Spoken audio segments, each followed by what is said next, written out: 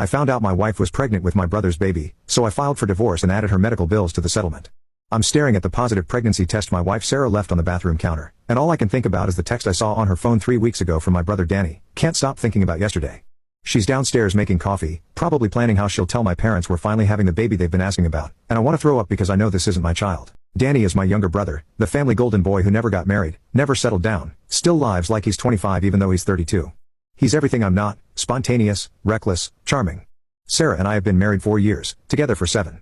Good marriage, stable marriage, the kind where we have matching 401ks and discuss mortgage refinancing over dinner. But I've watched how she looks at Danny during family gatherings, how she lights up when he jokes about how serious we've gotten. The fertility struggles made everything worse. 2 years of scheduled sex, ovulation strips, and disappointed silences when her period came anyway. 2 years of me being supportive and patient while she grew increasingly frustrated with her body, with our marriage, with me. Danny would visit and joke about how boring we'd become, how we never went out anymore. I started to see myself through his eyes, predictable, steady, safe. It started when Danny helped us move to the new house last month. I had to leave for a work emergency on the second day, trusting them to finish up together. Why wouldn't I?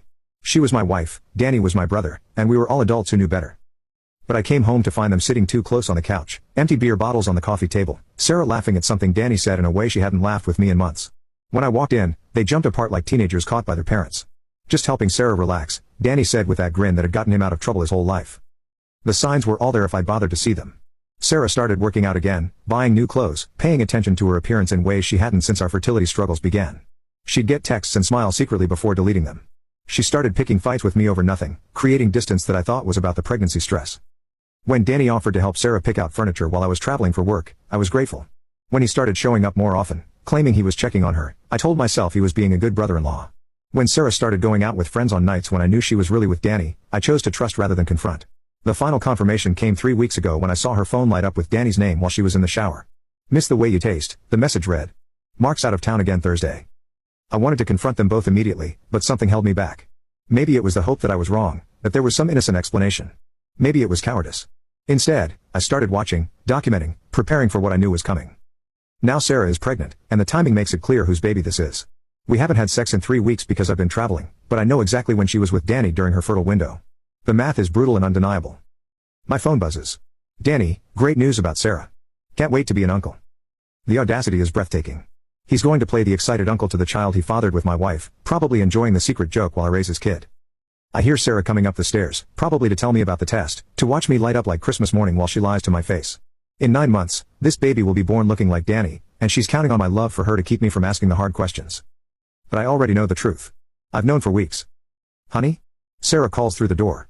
"I have something to tell you." I look at myself in the mirror. My wife is carrying my brother's child and is about to ask me to raise it as my own. She's going to watch me call my parents, plan a nursery, pick out names for a baby that isn't mine, all while continuing her affair behind my back.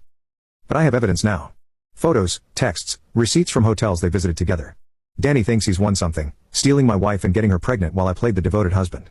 Sarah thinks she can have it all, the excitement of her affair and the security of our marriage. They're both about to learn how wrong they are. I open the bathroom door with my phone in my hand, Danny's text still visible on the screen. "Sarah," I say, "we need to talk." But when I see her face, nervous and guilty and already calculating her lies, I realize I don't want to hear them. "I know about Danny," I say instead, and watch her face crumble like a house of cards. Hey guys, real quick, I hope you're enjoying the story. Don't forget to subscribe, it would really help the page. Thanks for supporting. I'm writing this from my new apartment because I finally have somewhere to go. It's been 4 months since I confronted Sarah about the pregnancy, and I'm learning that sometimes the only way to survive betrayal is to cut out everything that's been poisoned by it. The divorce was swift and brutal. My lawyer was thorough and vicious, exactly what I needed. No alimony for adultery. The house, which we bought 6 months ago, went to me since she'd literally fucked my brother in our bedroom. But the most satisfying part was the medical bills. Every prenatal appointment, every ultrasound, every maternity expense she'd assumed I would handle got itemized and added to what she owed me. She committed fraud, my lawyer argued. Attempting to deceive my client into believing he was the father and financially responsible for another man's child. The judge agreed. Not only would Sarah get nothing from the marriage, she'd be paying me back for the pregnancy expenses I'd covered while thinking I was the father. I cut Danny out of my life completely. When he tried to call and explain, I hung up. When he showed up at my work, security escorted him out. When he sent messages through mutual friends, I blocked them all. Some betrayals are so complete that forgiveness becomes complicity in your own destruction. My parents were devastated but stood by me. They'd been planning to be grandparents, and the revelation that their future grandchild was actually their other son's affair baby broke something in them. They cut Danny off financially and emotionally, making it clear that choosing to betray family has consequences. Sarah miscarried at 26 weeks. A late miscarriage that the doctor said was probably genetic, just bad luck, nothing anyone could have prevented. I felt no satisfaction in her loss, but I also felt no obligation to comfort her. The child she'd conceived in betrayal was never going to be my responsibility, in life or in death. The final insult came when Sarah tried to reconcile after the miscarriage.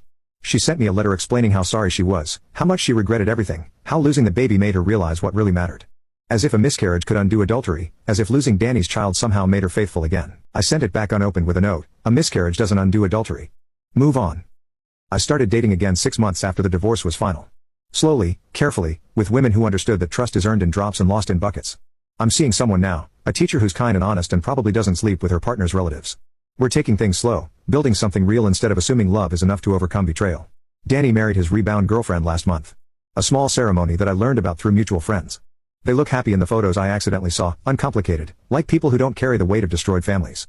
He never acknowledged his part in the destruction, never apologized for sleeping with my wife, never took responsibility for anything. Sarah is 33, divorced, unemployed, and living with her mother because she can't afford rent and the medical bills from a pregnancy that ended in loss anyway. She destroyed a 7-year relationship, split apart 2 families, and lost a baby for someone who considered her a temporary conquest. I don't feel sorry for her. Actions have consequences, and adults who make choices need to live with the results. Sarah chose excitement over loyalty, fantasy over reality, my brother over me. She gambled our marriage on an affair and lost everything.